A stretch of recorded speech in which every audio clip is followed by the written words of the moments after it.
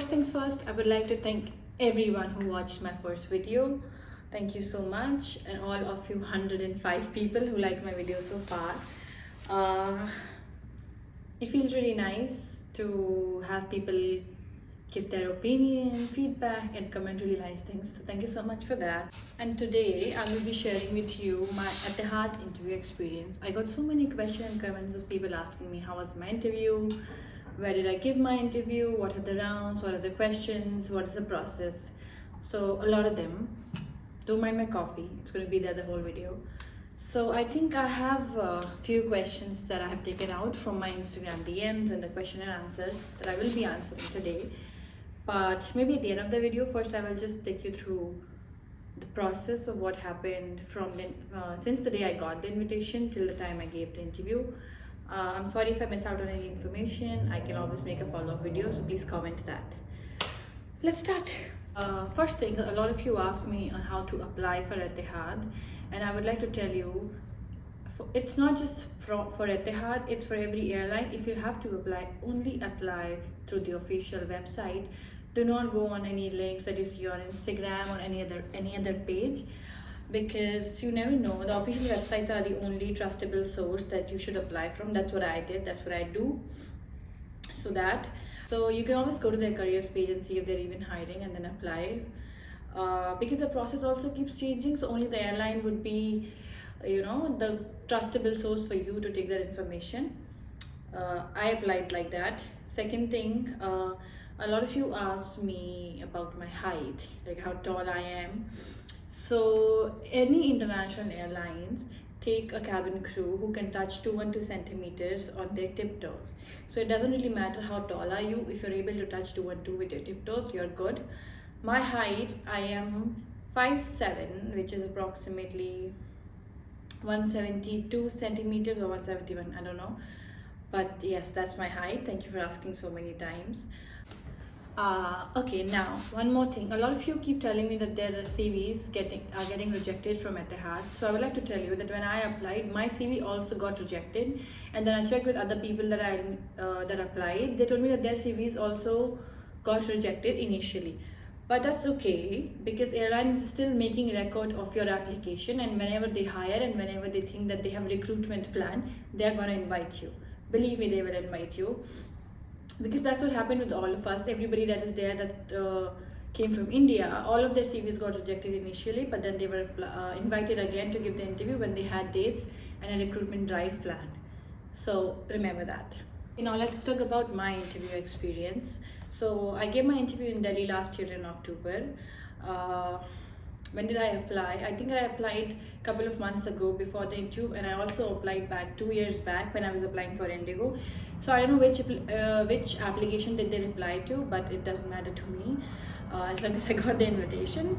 The interview, the whole process took 3 days. On day one, like the interview invitation mail, it was sent to 2,000 people, and I could see all their names. There was a list of everybody who's received the invitation.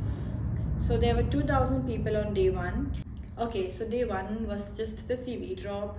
You never really got any timing for you to come. It was just, that okay, day one CV drop. So everybody came, dropped their CV. I think there were 4 people there, and they barely took 30 seconds per candidate. Yes, I went, I said hello, he said hello, and I just gave my CV, and then that's it, thanks, I moved on. And then by later at the end of the day, I got invitation for day 2. I was really happy. But yes, so that's all that happened on day 1. It was more like a group activity on day 2. We all went and they confirmed our presence, and they divided us into, I think, 7 or 8 groups.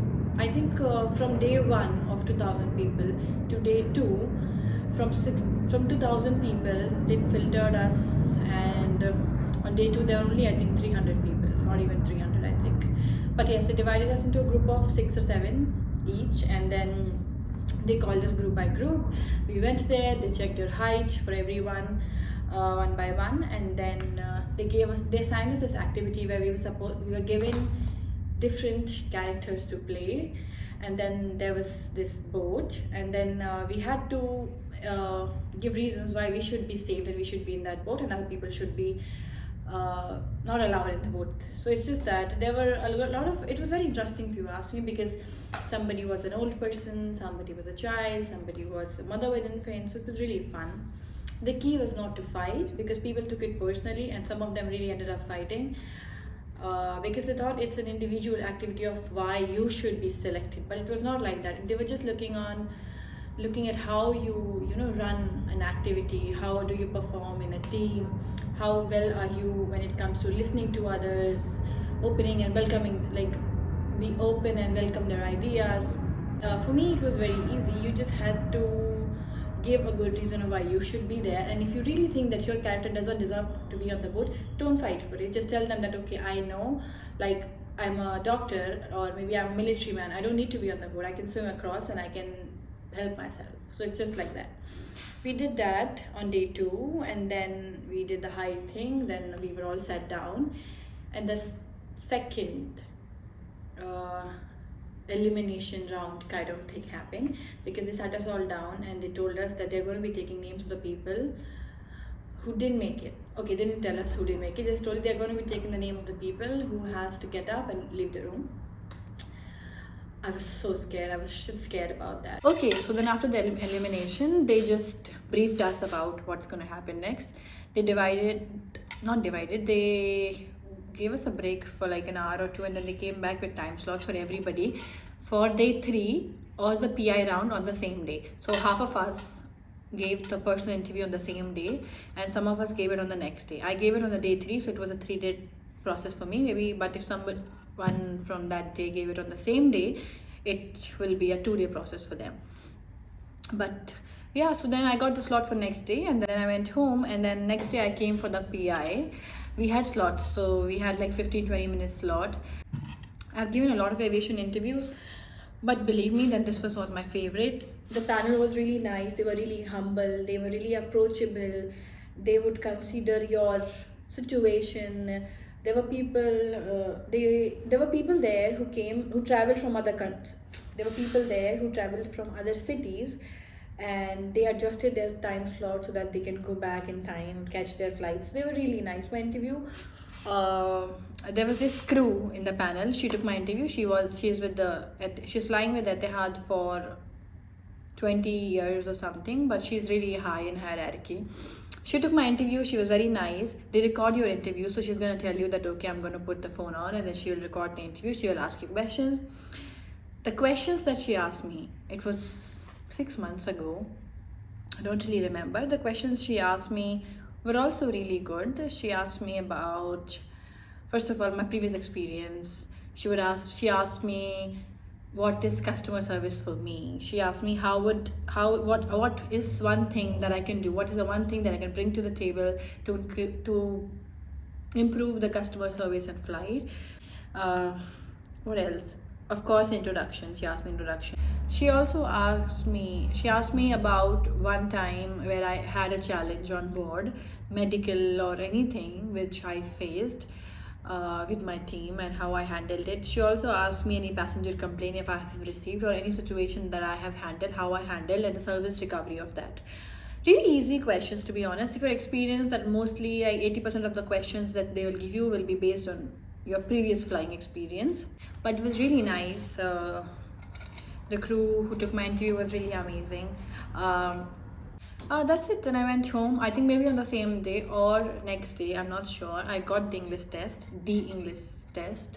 People keep asking me, if it's tough, how to pass the English test. But believe me, if you're already a crew, it's very easy for me. And even if you're not a crew, it's very easy. It's basic English that you speak every day. But it's long. I think it took me 1 hour to do it, because there are a lot of audios that you have to listen to, think, and then answer. But it's not very tough. If you have made it so far, I think the English test is going to be very easy for you. That's it. So my interview was on 3rd, and then second day 4th, then 5th. I got the test on 6th, and I think on 9th or 10th I even got my offer letter. They were really quick. I was so happy about it. It had happened to me exactly when I needed, I needed it so bad. But yes, I think I got it on 10th. Yeah, that's it. The company is very nice. The company is very nice, since the beginning. Because I remember I had some issues with my visa and I could not join on the date that they gave me. Like, I was supposed to join in December originally, but then my visa was not ready. I had some issues. So they are so flexible. They allowed me some time to work and work that out, sort that out. And then I joined in January. But the company is very nice. They're very good with the whole onboarding process. The lady who handled for all of us, she was really amazing.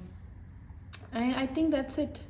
People keep asking me on tips on how to ace the interview, but to be honest, I don't. I've given a lot of interviews, but I've been the same way in all of them. I think the key is to not overact, pretend, or fake anything just for the sake of it. Be your true self. They can see past your drama. So it's just that. Don't fight in the GDs. Be really neatly groomed. You know, because everybody is wearing the black skirt and the white shirt, but you have to make sure that you stand out in 2000 people. That why should they take you? Because you have to stand out personality wise. The way you talk, the way you look, everything has to be natural. Like, you shouldn't fake anything. That's what I believe in. But if it works for you, it works for you. I think that's it. GD is very nice. Be cooperative. Don't cut them while they're talking.